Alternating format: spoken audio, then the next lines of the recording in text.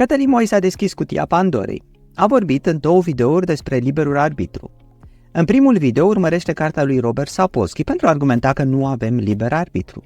În al doilea discută implicațiile, o morală ce nu este absolută, ci în continuă schimbare și un rezultat al negocierilor. Prezintă apoi o privire modernă asupra justiției, văzută nu ca pe o răzbunare, ci ca pe o continuă ajustare a societății pentru a înțelege cum s-a ajuns acolo, pentru a evita astfel repetarea răului în viitor. Ce vreau eu aici să fac este să explic punctul meu de vedere, că discuția despre liberul arbitru nu este rezolvată și închisă, deși argumentația lui Cătălin este corectă.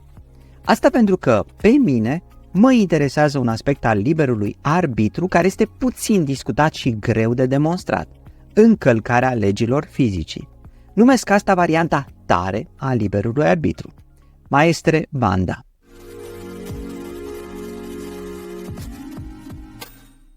Pentru liberul arbitru sunt mii de definiții.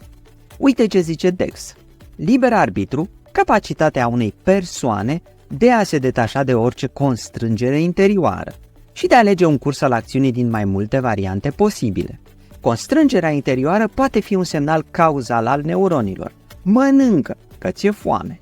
Să ai liber arbitru înseamnă să nu asculți nici de proprii neuroni.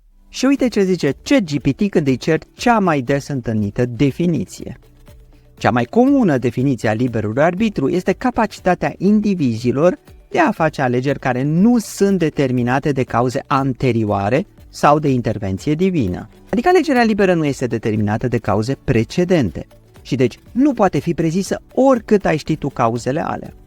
În determinism, orice alegere poate fi prezisă în principiu, având cel mai bun calculator din lume.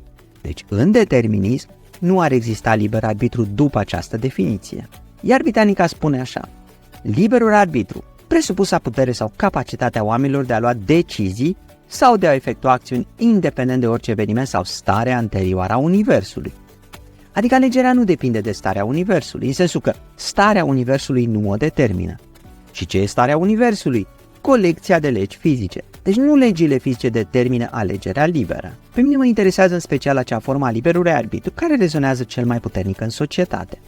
În societatea românească este forma la care face referire religia creștină, de unde și polarizarea extremă în jurul subiectului. Dintre multele definiții creștine, iată pe aceasta. Liberul arbitru este capacitatea omului prin care el poate să aleagă în mod liber să-și îndrepte viața către Dumnezeu sau să se depărteze de el. Este o definiție rar întâlnită care aduce spiritul părintelui Hieroteos Vlaco și care se leagă natural și de definiția pe care acesta o preia pentru păcat. Păcatul este o îndepărtare de divinitate. Avem aici, în esență, un singur tip de alegere liberă fundamentală în creștinism. Alegerea între bine și rău este în esență o alegere între a fi lângă Creator sau a te depărta de El. Alegerile care nu implică binele sau răul se pot face la fel de bine și în lipsa liberului arbitru. Vom vedea de ce este important asta. Toate cele 4 definiții de mai sus conțin 2 elemente fundamentale. Dacă e alegere liberă, liber arbitru, cine o face? Apoi, dacă alegerea este liberă, ea este liberă de ce? În primele 3 definiții, alegerea o face omul. Deși aici nu e clar dacă ne referim la trupul biologic al omului sau și la vreo esență imaterială separată de trup. În toate 3, alegerea este liberă de constrângeri fizice, adică poate scăpa acestora. Liberă de constrângeri interne, care pot fi legile fizice ale fluxului neuronal obișnuit, liberă de cauze precedente, indeterministă și mai ales liberă de starea Universului, deci și de starea neuronilor noștri, care fac parte din Univers. În creștinism, răspunsul este mai clar. Alegerea se face de un suflet imaterial, suntem automat în dualism și există o libertate în alegere care poate învinge constrângerile materiale fizice, foame, frig, etc., atunci când e vorba de bine sau rău, care desigur aici au valori absolute. Eu mi-am construit propria definiție a liberului arbitru, care nu mă înșel că se găsește la mulți alții, dar pe care o menționez în special pentru a arăta că fiecare își poate construi propria definiție. Definiția mea, în sens tare, este următoarea. Alegerea liberă, liber arbitru, este făcută de altceva decât materie, pentru că materia, prin definiție, urmează legile fizicii. Alegerea liberă nu este determinată de legile fizicii. Acestea definesc constrângerile alegerii și poate încălca legile fizicii. Că dacă ar fi urmat legile fizicii, era alegerea dată de legile fizicii, deci nu liberă de ele. Simplu spus, dacă alegerea este făcută de legile fizicii, atunci ea nu este liberă, deci nu are liber arbitru.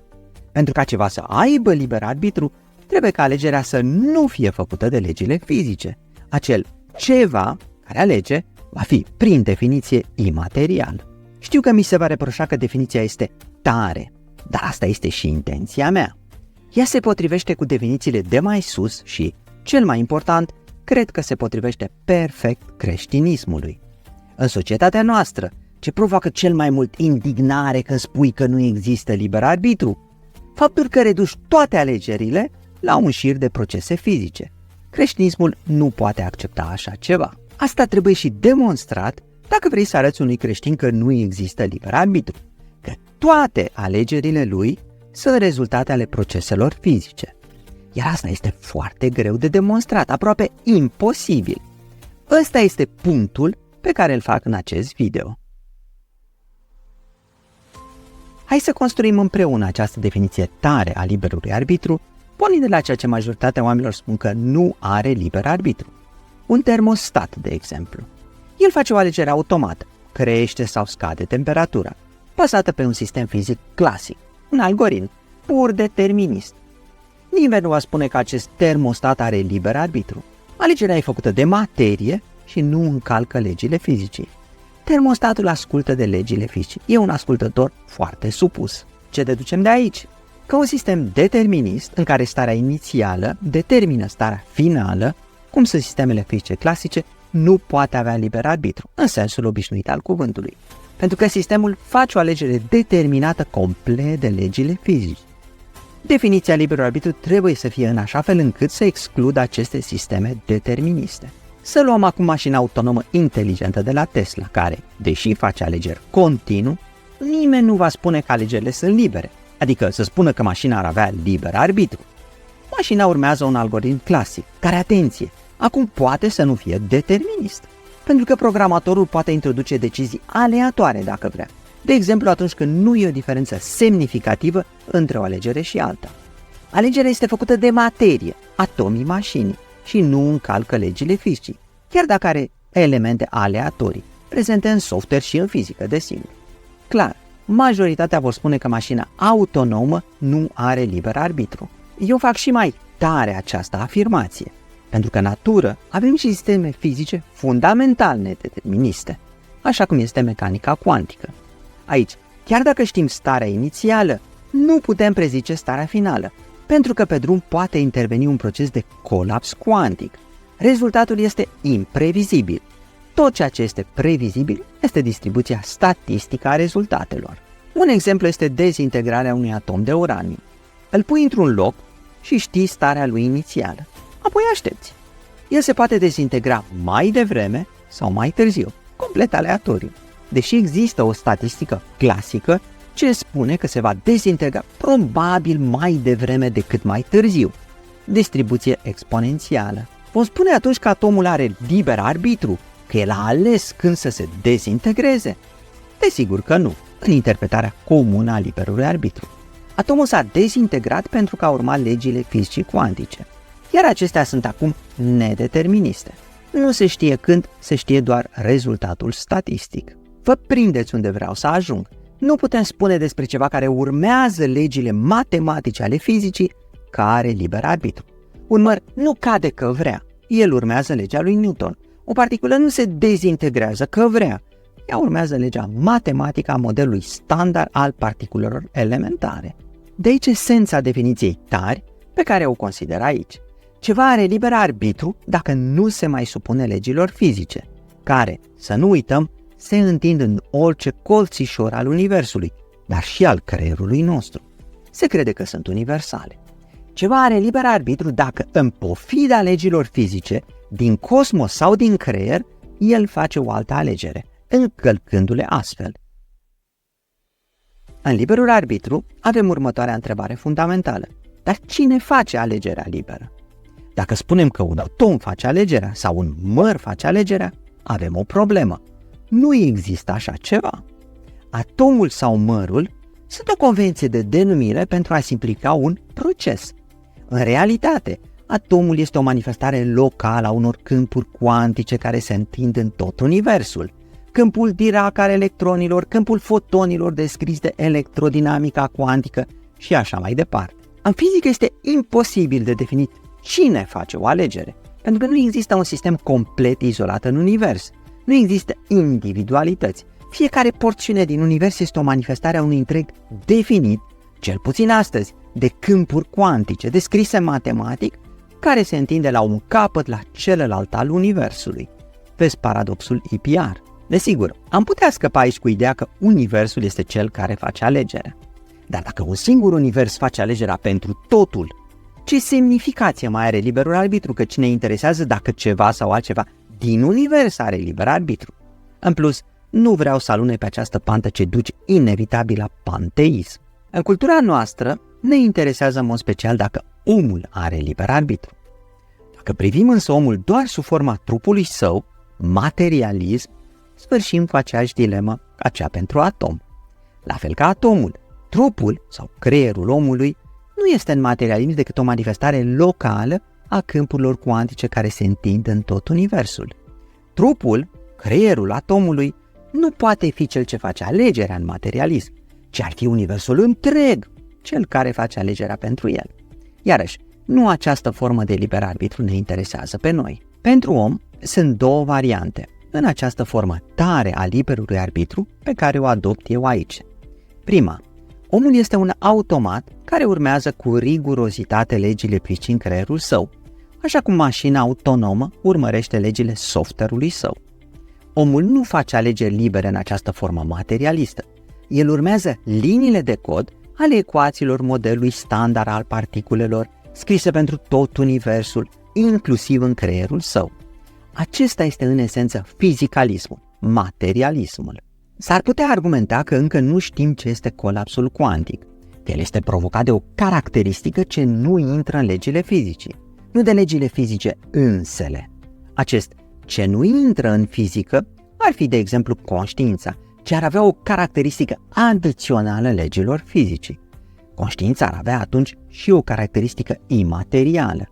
Dar asta este exact ceea ce spun și eu. Alegerea, pentru ca să fie liberă, trebuie făcută de ceva dincolo de materie, nu de materia cu legile fizice date. Deci, dincolo de materialism, fizicalism. Este important acest punct. Alegerile libere, liberul arbitru, trebuie să fie făcute în cazul omului de o entitate imaterială din creier. Altfel, dacă ele sunt făcute de materia creierului, atomi, neuroni și așa mai departe, atunci de ce ar fi încălcat materia legile fizicii dacă tot este materie fizică? De fapt, asta este definiția materiei. Ea este cea care urmează legile fizicii. Dacă cineva încalcă legile fizicii, așa am numit asta, imaterial. De aici definiția liberului arbitru în forma sa tare, pe care mă străduiesc să o reconstruiesc aici. Liberul arbitru este capacitatea unei entități imateriale de a încălca legile fizicii în alegerile sale. Dacă cea care încalcă legile fizice este materia, atunci nu poate fi decât întregul univers. Așa cum am zis, nu discutăm asta aici. Asta, în varianta larg răspândită de filozofii vechilor greci și de creștinism, sună așa. Omul are o natură imaterială la origine, numită suflet în creștinism, și face alegeri libere de constrângerile ecuațiilor fizice ale neuronilor din creierul său. În creier se vor încălca legile fizice, căci altfel neuronii și-ar fi urmat legile fizice și alegerile ar fi fost o consecință a acestor legi fizice. Cei care știți mecanica cuantică veți comenta că entitatea aceea poate avea liber arbitru fără a încălca legile fizicii, influențând rezultatul măsurătorii cuantice, care este aleatoriu. Atenție însă, dacă poate influența un rezultat, le poate influența pe toate. Cu alte cuvinte, dacă există liber arbitru în măsurătoarea cuantică, dacă măsurătoarea poate fi influențată de conștiință în mod direct către un rezultat sau altul, către o alegere sau alta, atunci se strică și distribuția statistică. Asta înseamnă că se încalcă legile fizice ale mecanicii cuantice, care vin cu o distribuție statistică dată.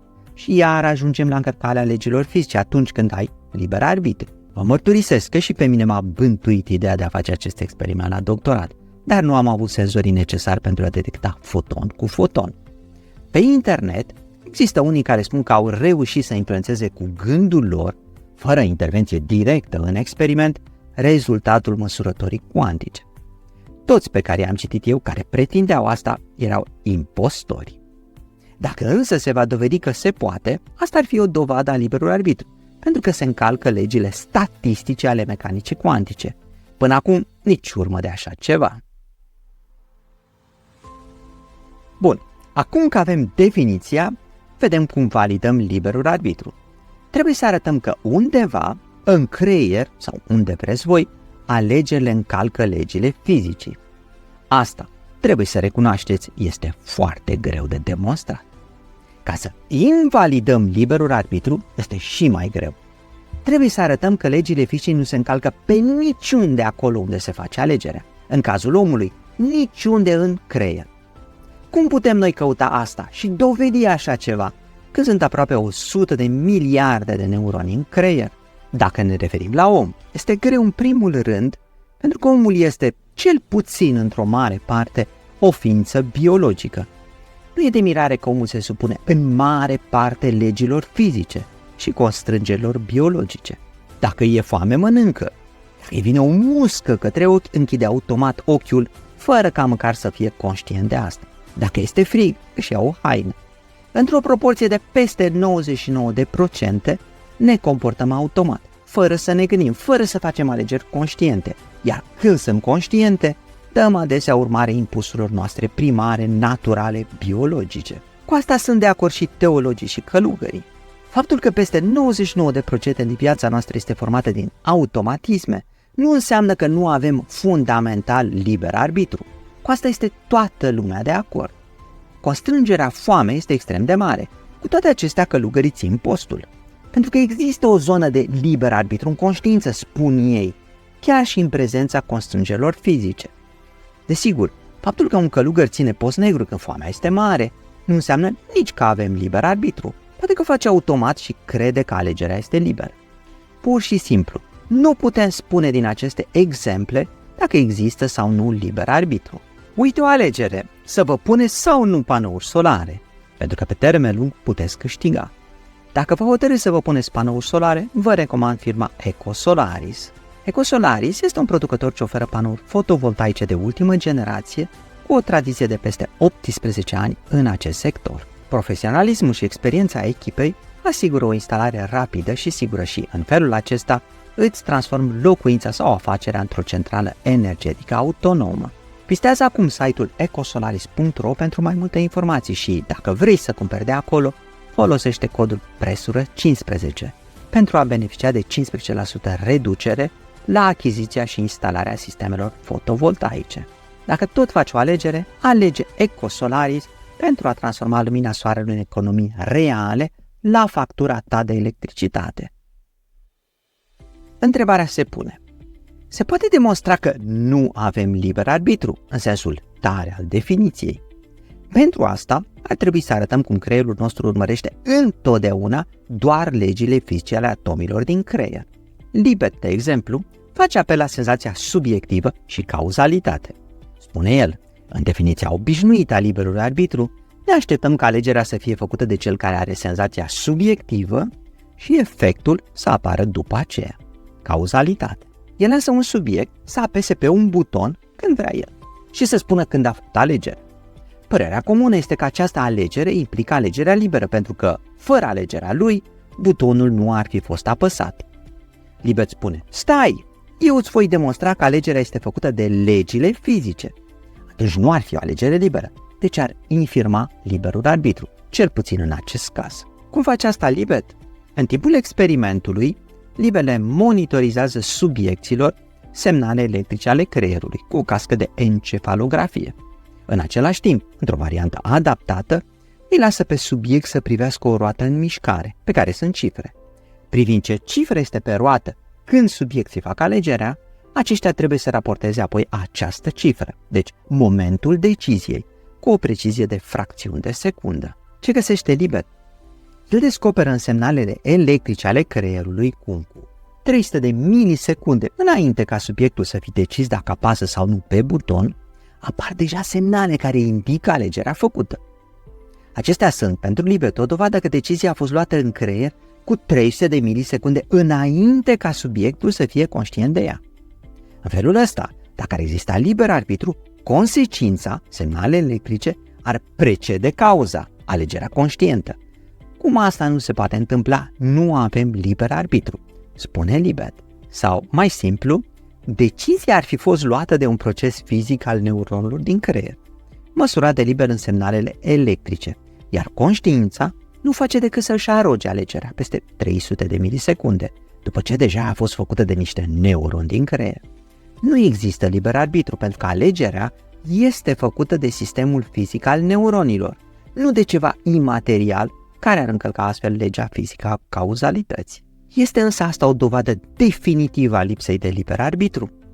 Aș zice că nu. Ceea ce vedem poate fi punerea în scenă a celebrului multi-draft model al lui Daniel Dennett. Faptul că creierul prezintă opțiuni nenumărate conștiinței, care apoi alege și își însușește alegerea. Adică ceea ce fac managerii cu angajații lor. În cazul de față, creierul se pregătește cu 300 de milisecunde înainte să apese pe buton, apoi pune alegerea pe masă corelatului neuronal al conștiinței. Alegerea asta însă este puternic determinată, constrânsă. Omul are reflexul gata de a apăsa pe buton, ca și cum ar fi o mâncărime, adică abia așteaptă să se scarpine. După cum el are alegerea să nu se scarpine, și totuși o face în cele mai multe cazuri, la fel și aici. Îi vine să apese pe buton aproape ca un reflex și conștiința chiar face alegerea asta în cele mai multe cazuri, după 300 de milisecunde după ce informația a ajuns la ea.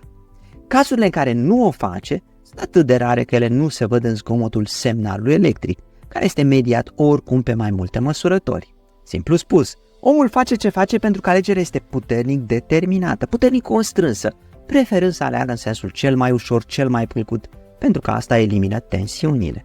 Dar asta nu înseamnă că nu a avut alegerea liberă atunci când i s-a pus în față chiar și după 300 de milisecunde. De fapt, asta atrage atenția și Libet când își interpretează propriul experiment. După el, omul ar putea avea ultimul cuvânt în a spune da sau nu, adică de a face alegeri chiar libere, între opțiuni pregătite în prealabil de creier cu 300 de milisecunde înainte.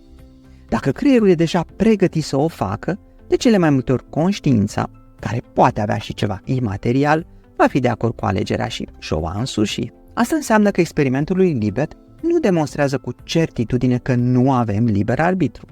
Asta pe lângă faptul că mai sunt și alte probleme pe care nu le detaliez aici. Percepția subiectivă a timpului este timpul perceput același cu cel raportat, simplitatea alegerii, adică liberul arbitru se găsește cu adevărat în alte decizii, cum am putea investiga toate deciziile, sau importanța alegerii, neimportantă în creștinism pentru că nu implică binele și răul atunci când subiecții au apăsat pe acel buton. O a doua categorie de experimente care susțin că infirmă liberul arbitru sunt cele de tip statistic. De exemplu, noi credem că avem liberul arbitru să punem șosetele în sertarul din stânga sau în cel din dreapta, în practică însă vom vedea că le punem mai mult în dreapta dacă suntem dreptaci. Este un experiment de care am auzit la Daniel David. Înseamnă asta că nu avem liber arbitru? Nu, desigur. Înseamnă doar că există o constrângere mai mare de a pune în dreapta și că noi alegem să ne supunem de cele mai multe ori constrângeri, iar apoi inventăm explicații pentru asta. Din punctul ăsta de vedere, cred eu, niciun experiment statistic nu poate invalida direct liberul arbitru. Ce vreau să spun cu toate acestea? Că problema liberului arbitru nu este tranșată științific. Există încă o posibilitate să avem liber arbitru chiar în sens tare, cel prin care alegerea noastră încalcă legile fizice în creier, pentru ca fluxul de decizie neuronală să fie influențat de acea parte imaterială responsabilă de alegere. Dar există la fel de bine și posibilitatea să nu avem liber arbitru, adică să acționăm ca niște automate urmărind 100% legile fizicii. Pur și simplu, în stadiul actual, știința nu știe. Este extrem de greu de demonstrat fie o parte, fie alta. Pe de altă parte, este adevărat, știința dezvăluie din ce în ce mai mult structura neuronală a creierului și scoate la iveală constrângerile creierului. care se manifestă în alegeri pe care noi le facem automat, fără prea multă gândire în peste 99%. Fluxul emoțiilor, de exemplu, influențează puternic alegerea, fie că ea e liberă sau nu. De fapt, aici este șocul neuroștiințelor. Când fiecare lucru nou pe care îl studiază și îl descoperă, redescoperă aceleași legi fizice care se manifestă în stele și scoate la iveală constrângerile interioare și exterioare ale alegerilor noastre, structura neuronală, bola degenerativă, istoria personală și așa mai departe. De aceea, din punctul de vedere al meu, sunt câteva concluzii. 1. Liberul arbitru în sens tare implică încălcarea legilor fizice. 2. Asta este foarte greu de demonstrat în practică. 3. Legile fizicii încă nu par încălcate în creier, ceea ce înseamnă că s-ar putea să nu avem liber arbitru. 4. Nu a demonstrat încă nimeni asta științific. 5. Ceea ce scoatem la iveală sunt seturi de constrângeri, interne și externe, la care alegerea noastră este supusă, liberă sau nu. Urma să mai scriu și despre implicațiile lipsei de liber arbitru. Textul însă e lung deja, poate fac altă dată. Vreau să spun doar esența. Nu mi se pare nimic special la consecințe dacă se acceptă lipsa liberului arbitru și dominația legilor fizice. În acest caz, morala nu are nimic absolut, așa cum zice și Cătălin Moise. Și ea trebuie să fie un rezultat al negocierilor membrilor societății, putând fi într-o continuă schimbare. Pe de altă parte, conștientizarea faptului că alegerile, libere sau nu, sunt puternic influențate de constrângeri, este extrem de important în funcționarea societății. Poate că nu greșim dacă spunem că avem liber arbitru, dar cred că greșim când spunem că alegerile nu sunt influențate de constrângeri. Atunci când cineva alege să facă rău sau bine semenilor săi, are în spate o istorie personală care împinge alegerile într-o direcție sau alta. Așa cum argumentează și Cătălin, societatea s-ar schimba în mai bine dacă am judeca mai puțin oamenii și am face efortul de a înțelege resorturile și constrângerile din spatele acelor alegeri. Personal, nu aș arunca imediat copilul odată cu coada. Adică, chiar și în cazul în care nu există liber arbitru și bine absolut, ideea de bine absolut are încă o valoare intrinsecă ce cred că merită explorată. Asta însă altă dată. Până data viitoare, vă rog să vă abonați la acest canal dacă n-ați făcut-o încă, apăsând chiar acum acest buton de abonare. Le mulțumesc celor care ne susțin pe Patreon și aici deveni membri ai canalului. Așa cum ați văzut, membrii canalului pot vedea aceste videouri fără reclamă. Eu sunt Cristian Presură, voi sunteți cool și vă doresc numai de bine. La revedere!